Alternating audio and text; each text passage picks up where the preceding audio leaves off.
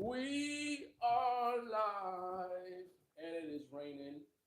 So anyway, we're gonna use a bunch of fancy editing and whatnot. No, we're not. I am going to just give you the raw. So I have purchased just about every single Python book there is. Every single Python book I have purchased. So I wanted to share with you what my recommendations are for someone who is a DevOps person in FinTech, investment banking. By the way, as you can see outside, it's raining. So it's the time of the season to plant things. So I wanted to plant my grass, do my overseeding. And I was gonna do it later. Then the rain started. I was like, I gotta go take advantage of this free water, right? So I went out there. I got seeds. If you can see, I got seeds all over my hand there. I am soaking wet. Is this a good idea to plant grass seeds in my? That's probably not a good idea. Let's put it over here. I don't want grass growing in my thing. So anyway, as you can see, I have purchased every single book there is. We got the O'Reilly High Performance Python. Oh, yeah, look at that. That's amazing, man. We got the Learn Python the Hardway 3rd edition, man. We got my scribble notes of whatever that is. We've got the, what else you want? You want Python for finance? Yeah, man. It's a heavy book. This has got some meat to it. Man, you hit somebody in the head with this, I'm not even going to do it. I'm not even going to do it. Let's just say, it's not going to be a good day for you. We got the David Mertz text processing in Python. Yeah, look at that. And we got another O'Reilly book. We got the O'Reilly Python for DevOps. So we got all the books. So I am going to, in this particular video, I'm going to be talking about the Python for DevOps book. Please comment and let me know if the audio is good on this. I don't want to spend time going over the book and you guys can't even hear a thing I'm saying. This is very impromptu, unplanned. I was reading the book and I was thinking, you know what? I haven't recommended books in a while, so I figured I would do a quick video. Comment, just give me a 1 in the chat if you guys can hear me. Give me a 1 in the chat if you can hear me. Give me a 1 in the chat if you can hear me. So we can go ahead and get started with the review. And again, in this episode, we're going to be looking at the Python for DevOps book. Give me a 1 in the chat if you can hear me. Give me a 1 in the chat if you can hear me, so I can go ahead and get started. Otherwise, I'm going to have to run into the other room and put on this video to see if there's any sound. There should be sound, but I just want to make sure before I get into it. Give me a 1 in the chat, 1 in the chat, 1 in the chat if you can hear me, 1 in the chat so we can get started. Knock this out. 1 in the chat. So I guess you guys can't hear me. Either you're trolling me or you can't hear me because no one's saying anything. 1 in the chat if you can hear me. 1 in the chat if you can hear me. Okay, let's go. I gotta go in the computer room. See what's up. See what's up. We are gonna be, so just in case you guys are trolling me, you guys can hear me. So I'm gonna be looking at the Python for DevOps book. In this particular video, I'm gonna be talking about my thoughts on that particular book. And I'm gonna flip through. So if you're considering buying this book, I'm gonna let you know what's in it. I'm gonna be talking from the perspective of someone working in FinTech. So Computer Programming University.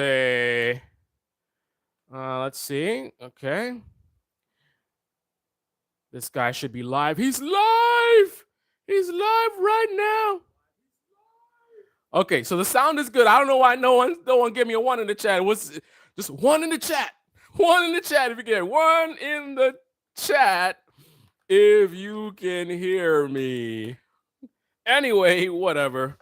Let's continue. I guess you guys are trolling me. Ha ha, you got me. Okay, so did I take the book with me like a moron? I apologize. Oh no, it's right here. There we go. Python for DevOps. So, before I get into this particular book, I want to talk briefly about the other books. I'll do videos specifically about those books. But while we're here, let me comment. This book is dated. This is David Mertz, Text Processing in Python. It is a bit of a dated book. A lot of this stuff is still useful. It's just you have to be careful of the print statements, for example. It's like Python 2, whatever. So you don't use a parenthesis. I don't know why I can't say parenthesis, parentheses, whatever it is. That's my word. For some reason, all of a sudden I can't say it. But in the older version of Python, you don't have to use that. You just type in like print and then in quotes. So there's little things like that. But overall, I don't know, man. I don't know. I just can't. This book is just, it's thick. It's got a lot of pages and lots of words and stuff. And it's talking about different things. And let's look in the index. What's in here? You got all kinds of tab. What is this? Tab nanny module. What the hell is tab nanny module? Termios module. Oh, Termios, yeah. And then it's talking about the pseudo random value generator. Oh, pseudo random value generator. So I don't know. I can't understand. It's not that this book is like difficult. It's just so. I'm having a digestion issue. This is giving me heartburn. I don't know. That's the best way I describe it. Again, it's not that this book is like high-level scientific or principles, whatever. It's just for some reason, I don't know. I can't read this book. I don't know. Something's wrong with it. I have the same issue with this book as well, the Python for Finance. And in general, which is why I'm working on my own Python book, by the way. Stay tuned for that. I'm writing a Python ebook in the same spirit that I did my YouTube channel, where I had similar struggles with what was out there. I was trying to learn things, and the materials just were difficult, and I struggled to learn. And I'm just like, listen, why should other people have to go through this? And that's what inspired me to do content creation. In 2006, that was my goal. I was dealing with the same stuff that I'm dealing with now, where I'm trying to learn things, and it's just the material. I don't know what it is, man. It's teaching is an ability some people have, some people don't. You have very brilliant people that are very knowledgeable that write these books and do tutorials, and it's just blah. So this book, I don't know. Maybe if you're some super advanced programmer and you keep this handy for reference, and then you whip out to the the local optimization chapter, and you're like, the local convex optimization that follows draws on the results from the global optimization.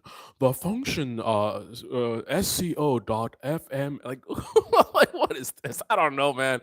I feel like this book is more valuable. It's definitely current. This book is more valuable than the text for me anyway. And I shouldn't say valuable. This is more digestible. It's still giving me heartburn. I feel like this is a book to skim through, and you might see something tasty, and you're like, Monte Carlo simulation. What's this thing? Or they mention Python. You should look into that. That's definitely something you want to know. So, for example, they're mentioning it here, so I might want to look at this. But I feel like I'm getting limited value from this. So I don't know. Maybe this is a book for someone who, you're at a very high level and you need just the basics, or I don't know. I just more digestible, but still heartburn. Python the Hardway. Of course, it's going to be hard. I don't know, man. It's a book. It's I would say out of these three, this is probably the most digestible. I would say this book is I don't know, man. First of all, the guy who wrote this book, the guy who wrote this book is it's an interesting guy. Seems to be very experienced, very knowledgeable. But he's a bit jaded, man. I think in this book he talks about like how he's bored with programming. Like, what I mean? Like, do you want to learn Do you want to learn Python from somebody who's bored with programming? He says he's been doing it so long that he's bored. I'm bored, man. This stuff is boring.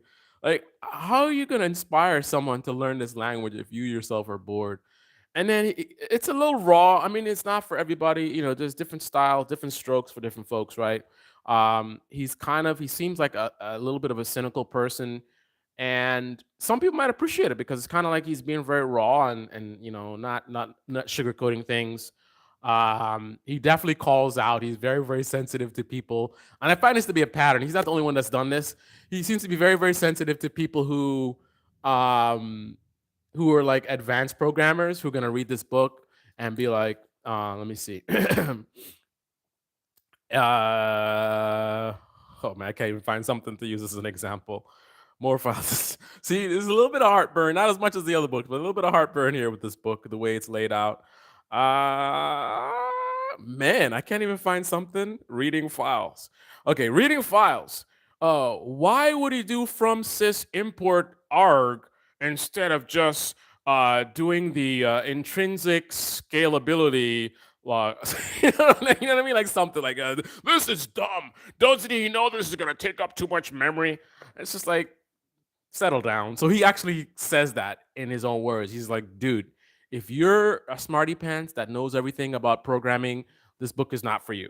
He basically says that. So I don't know. He has a little bit of a chip on his shoulder. He's maybe had some issues with some negative comments before. I don't know what that's all about. So that brings us to my two best books. I gotta look and see what I wish I had it right now. My all-time favorite book, not programming specific, but relevant to DevOps, SRE, investment banking, technology. It's a book that I recommended over 10 years ago, probably close to 20 years ago. I did a video talking about it. It's my UNIX book. UNIX shells by example or something. UNIX shells something. Was that an O'Reilly book? I'm wondering. It's so long ago. Man, that's the most. Listen, I've bought a lot of books in my day. I think when I was really young, the books were getting more used because I didn't know anything. So everything was like, oh, wow. Oh, the kernel. Okay. Windows, what is it back then? Windows 98 has a thing where you could send a chat message to users. Oh, nice. You know what I mean? So everything was just amazing. And then when I got to intermediate to senior level, I don't know, man. My books aren't getting read. I'm still buying books, not like before, but they're not getting read. Like this Python Hardway, I bought this a while ago now, and this book is hardly used, man. Now, if you compare this to my shells, is it Quigley? It's coming to my brain now. Something Quigley, something shells by example, or something Quigley. Anyway, so if it's Quigley, that might be the publisher. So maybe it's not an O'Reilly book, but that book is in bad shape. it's been to war. That book's been to Vietnam.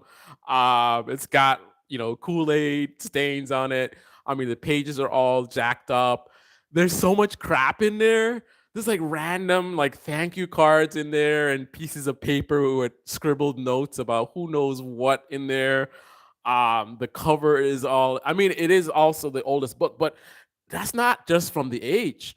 It's looked like that for a minute because I used that book. I remember not remembering one of the biggest things from that book. My first, like, something that I built that I was proud of. My claim to fame, 2006. 2006, I was working for Knifex, one of the largest hub and spoke networks in the industry. And that's kind of where I really, really got my feet wet with the Fix protocol. And I built a navigator script in K shell. And I used that book a lot for that. I used it a lot for that. That was also the period in my career where I really started to learn a lot about the command line and shell scripting in general. just Unix, PS, top, VIM, all of that. I think that's where I really got my sort of personal boot camp. I boot camped myself, and a lot of that came from that book. And that's got to be the all-time. That's got to be the all-time best book for me, because it's been it's been over a decade, and although I haven't used it in a while, but that's because I've been in Linux so long now. I mean, it's just, I don't know everything in Linux, but I know so much in Linux that I I, I don't need to be reading about it necessarily. Now, let, let's let me tell you, here's the reality. That book is so good that even though what I just said to you is true, um, I could definitely I could get value from taking the time to read that book, because I guarantee you there's a lot of things in that book even now that I don't know. So I can think about that over a decade, and I could gain some knowledge, because in that book there's a lot of stuff about sed. Sed is so powerful. That's where I learned sed. I learned sed and awk. Very, very powerful utilities that I learned from that very book. You see what I'm saying? That's why the book is so powerful, because my entire career has been, Linux environments, Linux servers. So here's a book that taught me a lot about shell scripting, which is big in Linux, right? Shell scripting, K shell, C shell, B shell. And that's why I did that book, that video talking about the book. And then the sed and the awk for the parsing and, find, replace. I mean, that has been my entire career skills from that book.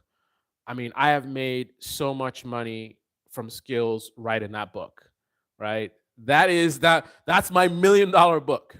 I've easily made over $1 million from that book. Now, obviously, there's a lot more, to my work than just things that are in that book, but that has been foundational, right? Because a majority of the environments have been Unix or Linux based, right? And that teaches me a lot of powerful, like whenever you're supporting that kind of environment, mastery of the command line is big, and shell scripting is big, and that book is all about that, right? Set an awk. I mean, I've used that in production issues. I've whipped up like a one-liner, find, replace, let me grab all these fills and do some kind of calculation. So very, very powerful tool. So that's my number one book, absolutely.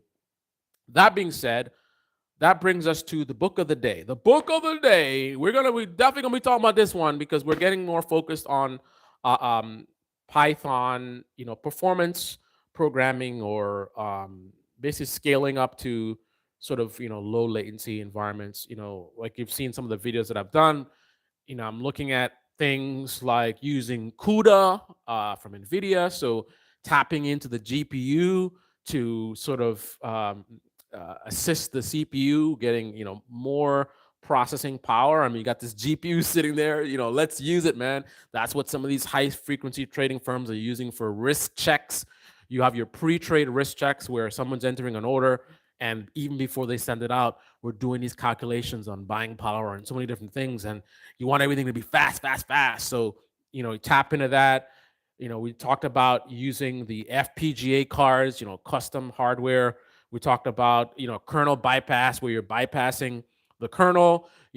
That's part of the zero copy sort of strategy, where every time you're copying data from one location to the next, from one buffer to the next, that's latency, right? You want fast, you want, and then proximity, right? The concept of proximity programming, where you want things to be, and it's not programming, it's more like architecture, where you want things to be as close to each other as possible. So NUMA, for example, non-uniform memory, basically where you have basically a grouping of memory spaces and processors that are sort of grouped together based on location. So you have the processor here, you have the memory here. So the distance between the data that's being processed is minimal, right? So if this processor is processing the data, I don't want it to be stored somewhere here. So the data that I'm accessing is flowing through this distance as opposed to being right here. Now, for normal applications, I mean, we're talking about microsecond stuff, nanoseconds. Like, who cares, man? But when you're dealing with high frequency trading, thousands of lines, this adds up, right? I've been talking about also. So you have zero copy, you have NUMA, you have kernel bypass, where it's kind of like a VIP pass. You got the network packets coming into your network card instead of going to the kernel and hey, how you doing, and all this kind of stuff, and going from buffer to buffer or whatever. You're going straight from the NIC card straight to the sort of the memory space of the application. So direct to application, again, cutting down speed. I've also been talking about memory pre-allocation strategies. So we want to minimize, garbage collection pauses where, again, everything. So this is what I've been teaching about lately, where I want the application to focus most of its time on productive work, right? What is the purpose of this application? What is the purpose of this function? What is the work that I want done? I want a majority of the time to be focused on that. Garbage collection typically is not the product, right? That is overhead, right? You put, like, for example, if I'm doing an iteration, so I'm looping through lines in a file and then parsing them, right? So with a for loop, every time I pull in a line, I'm storing it in memory, right, somewhere to do the parsing. And then when I do the next iteration, I'm going to replace that data with the new line, right? So therein is that process where you're constantly putting things in memory, replacing them. And then also the idea of one line being bigger than the next. So the resizing, I believe there's a system where every time you process a line, there's a calculation of, is there enough space? So essentially the question is, will it fit? That's what she said. Will it fit? And then based on, if you do good pre-allocation of memory, the answer will usually be yes. So will it fit? Yes. Okay. Put the data there, do your processing. Next line. Will it fit? Yes. Put the data there, do the processing, as opposed to, will it fit? No. Okay. And I need to request from the operating system more space. So this whole resizing, again, resizing, that's not what I want. If my function is designed to parse, I want it to focus on parsing. So anyway, those are sort of high performance tactics and strategies. You have Python. You have modularity techniques where you can have a hybrid approach where you go low level for your bottlenecks. So pretty much, you have whatever the slowest thing is, you put that code in Java or C++, and then you keep your business logic in Python. So you have a Python script that's working hand in hand with some low-level language, a compiled language, binary, that'll be much faster. So you get the best of both worlds. You get the power of Python, maybe you're using machine learning, and that's something that Python is good with. But for certain things, you put it in there. And we're even getting to the level now where we're discussing things like dictionaries. Again, when you're doing normal stuff, not weird high frequency trading stuff, you don't have to think about these things. You're parsing a fixed log. Oh, put it in a dictionary. Tag value pairs goes great with the key value structure of dictionaries. However, high frequency trading says, nah, son, that's too slow. All those hash calculations, I don't have time for that, right? And that's the thing when you're getting into performance engineering, you have to essentially, to some degree, interrogate all the steps of your program. How your the data structure choice, right? To use a loop or not to use a loop, what type of loop to use, what is your time complexity? So big O notation. Are you n squared, which is scary stuff, where for every increase in your input size, the time that it takes to process is just like exponential. Or do you have something where it's a linear growth, right? You have twice the data, it takes twice the time. 3 times the data, 3 times. So all those concepts, I'm pretty sure, or many of them, are going to be discussed here. So I'm gonna. I just got this, so I haven't really started looking through this yet. But this book comes highly recommended. So I will give you feedback on it in a future time. But this is your performance Python book. And the book of the day is O'Reilly Python for DevOps. So this is the focus of this video. I'm going to go through this really quickly, tell you my general thoughts, and I'm going to show you what's in the book. So if you're considering getting it yourself, you can know what to expect. So I see someone in the chat. I see Noob Codes is in the house. Good to see you, man. Please, sir. Any book for beginners, sir? Please, sir, for beginners. Unfortunately, Noob Codes, I can't see. I'm being a snob. I guess I could not be a snob and turn this around. I'm being a snob and using my best lenses, which means I can't see the screen, which I guess is kind of dumb. So let's not do that. Because what's the big deal with this lens versus that lens? Right?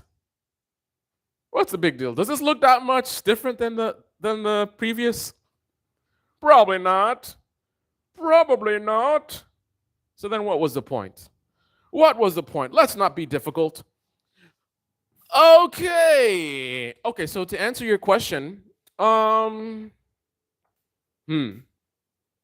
that's tough. I don't know if you were in the beginning of this live stream, but I was not very happy with many of these books. So I would struggle to give a recommendation based on that. An overwhelming majority of these books, so just in case you missed the beginning of this video, so there's Python for Finance. Obviously, that's industry specific. Heartburn, text processing. This is task specific. So this is specifically text processing. It's not how to learn Python. But this is the biggest heartburn, I think. I don't know this book. I just struggle to read it. I don't know what I'm looking at. It's a bunch of words. So the two best books. So I guess the short answer is no. I don't have a good recommendation for a beginner book. And the reason for that is I struggle to find good books myself in general, regardless of level. I feel like a lot of the books are just very problematic and difficult to read. I keep reading the paragraphs over and over again. And again, it's not that the material is difficult. It's just, I don't know. It's, again, the same reason why I started making videos way back when I started learning, and the materials just sucked.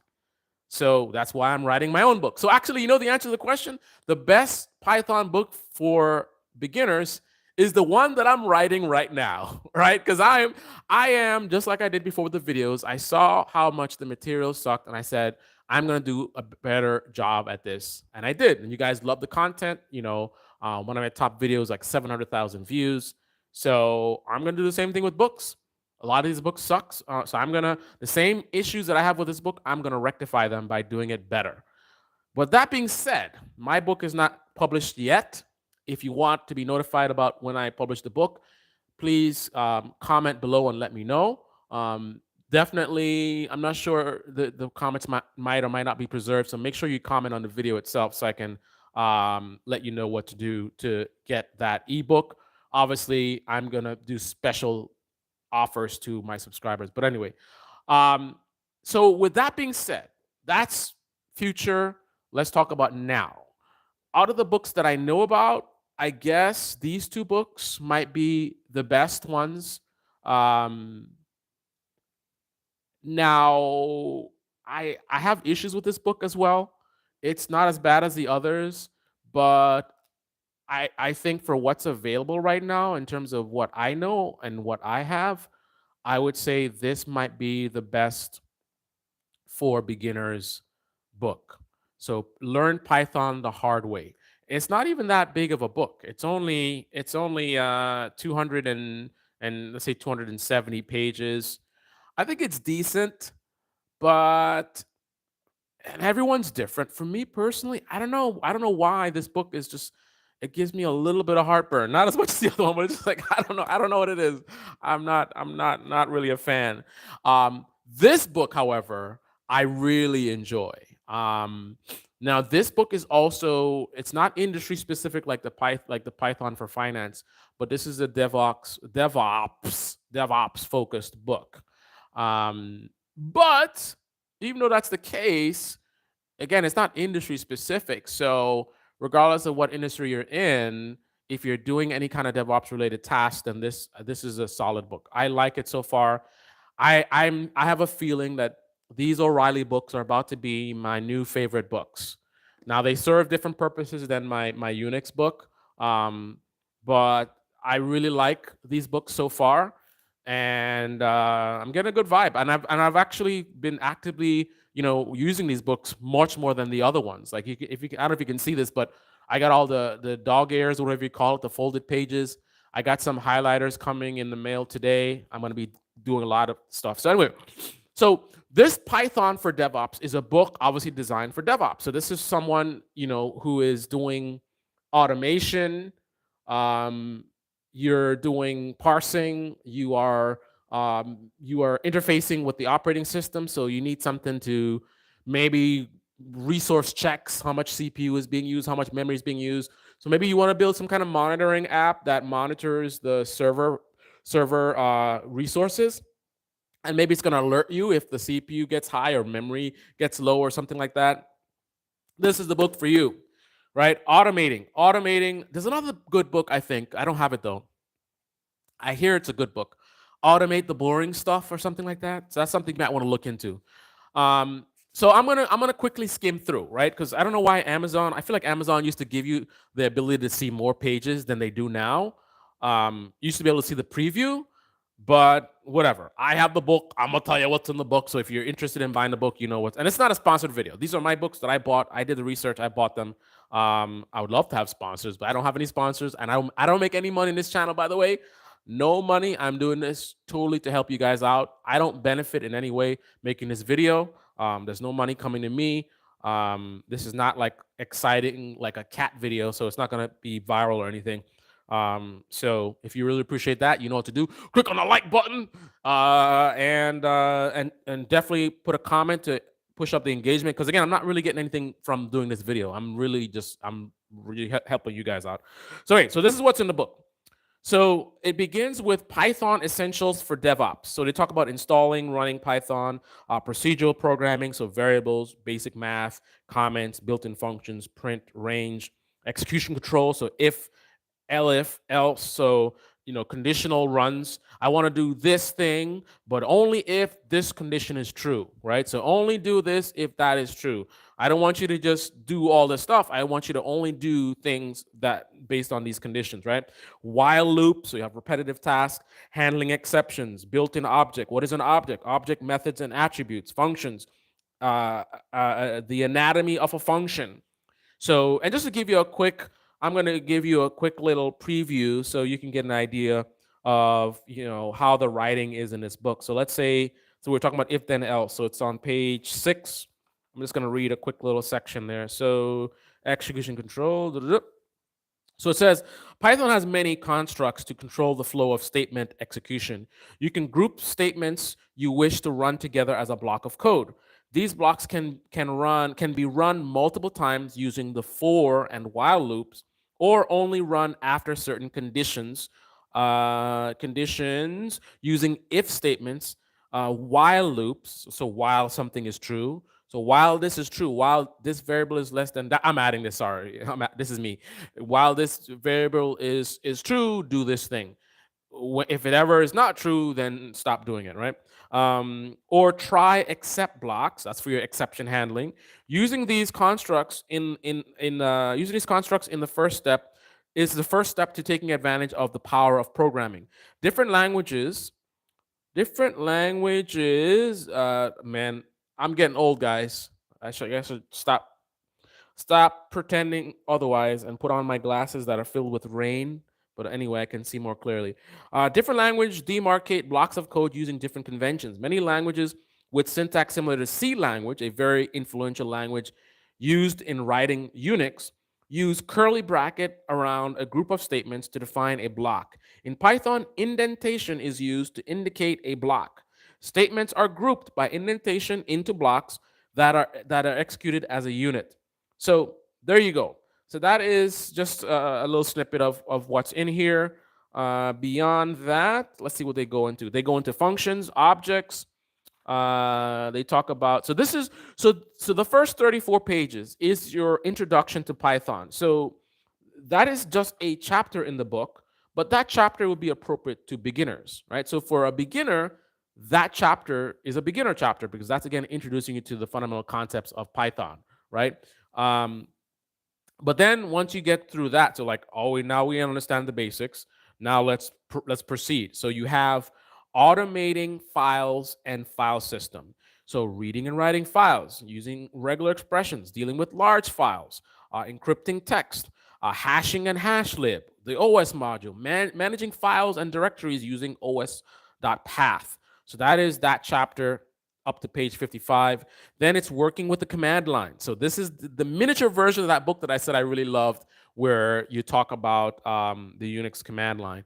You guys that are just joining the live stream, click on the like button so that more people can see. Just go ahead and click on the like button, and also give me a comment in the comment section. Just say hi or whatever. So the next chapter is working with the command line, working with the shell, talking to the interpreter, using sys.arg. So this is all like Unix command line. But actually, I was surprised that even in this book, they referenced using GPU with CUDA Python, which I thought was interesting that this book went to that level. That's something I would expect from the high performance book, but they actually do reference that here on page 82, which I think is really, really cool. They also talk about running true multi-core, multi-threaded Python using Numba. Thanks for the like. Appreciate it, guys. Who is in the comments? OC is in the comments, says 111. Oh, I see somebody just joined. Who just joined? Let me see who that is, man. Who that is? Somebody that's joined who is a veteran. Who is in the spot? Omega Noob. Hey, man. Yeah, it's been a while. It's been a while for sure. Good to see you, man. We got Noob, we got OC, and we got Mama Mega Noob is in the house. All right, guys. So let's continue. What else is in the book, man? So command line stuff. So then they talk about useful Linux utilities. So this is a pretty big chapter. It's page 87 to 112. So disk utilities, measuring performance, partitions, retrieving specific device information. There's a whole networking section talking about SSH tunneling, benchmarking HTTP and Apache benchmark, load testing Molotov. Then there's CPU utilities, working with Bash and ZSH, mixing Python with Bash and ZSH. Then there's Python one-liners. That's a very, very powerful tool, something that I've definitely, when I say tool, it's a tactic more. That's something that's been very helpful to me in actual real world production environments, in terms of I'm troubleshooting a situation and I'm not trying to build a whole program. I need to leverage the power of Python in a very specific way, in a very sort of ad hoc, it's very unique to the problem. Like I need to go in and do a calculation of the average price of a bunch of execute or whatever it is, right? And I just want a one-liner. I can type into the command line, boop, boop, boop, boop, and then I get a result, as opposed to building a whole Python script. So there's a section that talks about that. The CPU, the mixing, Python one-liners, S-trace exercises, case study questions. So then they have a whole section on package management. Boring. Well, it's important stuff. It's important stuff. Not exciting, but package management is important. And it goes from 113 to 144, talking about package management, package guidelines, choosing strategy, package solutions. They talk about Debian packaging, RPM packaging, native Python packaging, installing the unit exercises, blah, blah, blah. The next section is CI/CD, of course, continuous integration and continuous deployment. That's page 145 to 160. There's a real-world case study in here, converting poorly maintained WordPress site to Hugo. So that's cool. They're giving a real-world scenario here as a teaching tool, which is just, I like that. So that's chapter 6. Chapter 7 is monitoring and logging. Big thing for anybody in DevOps. So immutable DevOps principles, centralized logging. There's a case study again, so they're using the case study principle here. Production database kills hard drives. Did you build it or buy it? Fault tolerance, monitoring, uh, instrumentation, logging. Why is it hard? The basic config, deeper configuration, the elk stack, and then some exercises. Chapter 8 is PyTest for DevOps. So testing. Chapter 9 is cloud computing, 219 to 246. So a pretty good section on cloud computing. Then 247 to 273 is infrastructure as code. So they talk about manual provisioning, S3 bucket, SSL certificate, Amazon CloudFront distribution, provisioning ACM, CloudFront distribution. So a lot of stuff there. The next one is container technologies, Docker and Docker Compose. That's 275 to 298 on that. Somebody just joined the live stream. Go ahead and click on the like if you just joined. Container technologies, Docker Compose. So chapter 12 is container orchestration, Kubernetes, 299 to 331. Serverless technologies is chapter 13. And then chapter 14 is ML ops and machine learning engineering. So that's obviously something that you guys are probably going to be very interested in. And that is page 377 to 407. So pretty decent section here. Supervised machine learning, Python machine learning ecosystem, machine learning maturity model, continuous delivery of data. They talk about sklearn Flask with Kubernetes and Docker. So a lot of good stuff here. Chapter 15 is data engineering, small data, writing a file, reading a file, big data tools, real-time streaming ingestion. And then they do a case study section with talking about AWS Lambda, Amazon CloudWatch logging. So good stuff there. They also cover DevOps. And if you guys have any questions about what's in this book, let me know. I'll look it up. If there's something that you want to know if it's in this book, let me know, and I'll take a look and let you know. So now the final chapter is chapter 16, DevOps war stories and interviews. So that's pretty cool. So this is real world stuff, not just the theoretical. Here are some war stories. Film studio can't make a film. Game studio can't ship a game. Python scripts take 60 seconds to launch. Putting out a fire with cache and intelligent instrumentation. You'll automate yourself out of a job. I think that's an interesting chapter. You want to take a look at that one. 442. What's that about? DevOps anti-patterns. No automated build server anti-pattern. Flying blind, blah, blah, blah. Interviews with some people. The people that are interviewed are Glenn Solomon, Andrew Neugen, not sure how to pronounce that, Gabriella Roman, Rigoberto Roche, I guess, Jonathan LaCour. And that's the whole book. So again, so far, I am happy with this book. I am looking forward to completing it at some point. But this is looking like one of my top picks right now. So before I end the live stream, I'm going to go ahead and see if there's any questions that you guys want me to check in the book. Look for anything in the book. Let's see. Look in the comment section. So I love mundane management. Awesome. Mega Noob loves mundane. Mega Noob said, love you, man. I love you too, Mega Noob. Hey, man. Long time. Let's see. All right. So I think that is it. So just to review, major heartburn. And again, none of these books I would regard as difficult. It's just, well, not difficult. There's a difference between I'm reading about something that is difficult to understand in terms of the concepts are complex and the explanations are inadequate. Like it's not registering for me. I don't feel that's the issue for these books. The issue I have with these are some reason I'm having serious digestibility issues. Like I can digest this book. I can feast on this, no heartburn. I actually, when I'm done eating, I'm smiling, I'm happy. I feel fulfilled. Like this is a nice, healthy salad or whatever it is, with a nice salad dressing, so it's not boring. It's tasty. This works for me. I feel like it's good for my health. This I feel it's heartburn, man. It's too much. It's too much calories. It's too much sugar. It's got too much beans in it. I don't know what it is. I've been struggling. I even resorted to talking to ChatGPT, and I'm like, why is this book such a struggle for me? Like I don't know. I'm reading the pages and it's not meaning anything to me. I'm just like, what am I reading? I feel like I'm not getting any value for it. I hate to be knocking this guy's book, David Mertz. Sorry, guy, but it is what it is. I've had this book for a while. That's the thing. This book is old. That's how bad it is. I've had this book for a while now, years, and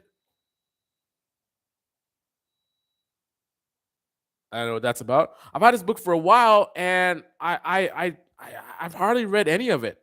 Like, should this just go in the trash? I don't know. I don't know, man. This book is. Let's see what the dates on this are. It's not a new book.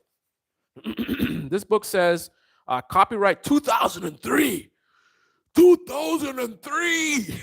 So one of the big issues is it's not even Python 3. It's not Python 3. So that's an issue. But just in general, I don't know, man. This book, heartburn, but not as much. This is at least a modern book, so it's up to date. But I don't know, man. I feel like you guys, if you're learning Python and you get to a point where you're really advanced and you're working on something and you need like a reference, like that's what maybe how you use this book. So it's like, oh, I want to do some vectorization. So you open up your Python for Finance book and you're like, okay, as demonstrated in the previous section, simple mathematical operations such as calculator, like whatever. But for me to just read this book, I don't know, man. It's not working for me, man. Oh. Good thing I got the high-end Kevlar Countryman B3 microphone. This book is, I think, out of the non-O'Reilly books that I love, this is the best of them. This one is, I don't know. It's the least heartburn. It feels a little bit all over the place to me. I don't know. It is what it is, man. It's like, why do you like a color? Why do you like certain music or a certain song? Right? Everyone's different, and this is just not. It's just not something about this book is just not. It's not doing it for me, man. I don't know what it is, but O'Reilly, two winners: Python for DevOps and High Performance Python. Definitely look like they are winners. I'm happy with these books. This is the main one we talked about today. I will let you know about the high performance. So I'm going to be starting a series pretty soon. And what we're going to be doing is I'm going to do a full course, a full Python course. The course is for people who at least have an understanding of programming fundamentals. You could be new to Python, that's fine, but you need to understand the basic fundamentals. I'm not going to spend a lot of time getting into what is if then and what is a loop. If anything, I would focus on how to do those things in Python, so the Python specific syntax, but I'm not going to go into the deep detail about what these things are. That's for another video. So this video is for someone who has, even if you're a beginning programmer, right? Maybe you're learning some other language, JavaScript or something, whatever it is. The fact, the thing is that at a minimum, you understand basic programming constructs. That's who this video is going to be for. It's going to be a full Python course, right, that I'm going to do on this channel. And we're going to start out with Hello World, and then we're going to basically grow that into a final application that we're going to build. It's going to be sort of a DevOps-y type of application, but rather than me just doing a bunch of random things, we're going to start literally with a Hello World, and then Hello World is going to morph into some kind of DevOps type of application. So definitely fixed log parsing for sure. And I think ultimately the final product should be able to do things like parse a fixed log, maybe make it a dynamic parser that can adjust based on the fixed version or something like that. So we're gonna use, classes and I mean all the advanced concepts. I'm gonna implement. I'm gonna find a way to fit all these concepts into this application, so we can learn and build together. So rather than just me telling you a bunch of random things, it's gonna be we're actually building something together, and at the end of it, we'll have this thing that actually serves some kind of useful purpose. But to build it, you had to learn about all the different things. So that's the approach. So stay tuned for that. And definitely comment on the video, not this live stream, but the video itself. And let me know your thoughts on that series, which is going to be beginning very, very shortly. This is the Computer Programming University, where the first step in learning is to smile, because learning should be fun. And it is right here on the Computer Programming University. And I have to give a sign off with the uh, with the sun finally coming out. Why does this look like this? Holy moly! Holy moly! The sun is out. Look at that. The sun is out. And thank you for being able to join, Mega Noob. Glad to see you, man. It's been way too long. Look at the birds out there. All those bushes. I gotta go do some yard work right now. All those bushes growing up back there. Gotta clear out some area back there. But anyway, um, until next time. Ciao. Ciao. Ciao.